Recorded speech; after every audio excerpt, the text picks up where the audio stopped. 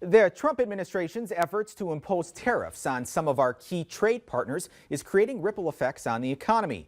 Kiona Rivera talked with an importer from the Minot-area on how this affects pricing and ultimately who bears the cost.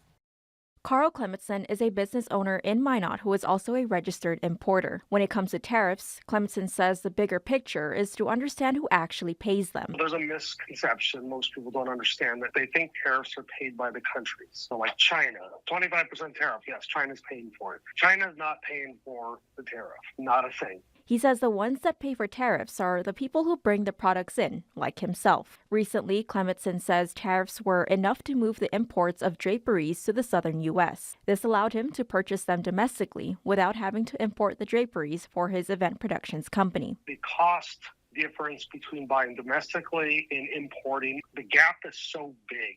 The only way makes the case that I need to buy it domestically at full American rates is that if it was a 200 to 300% tariff.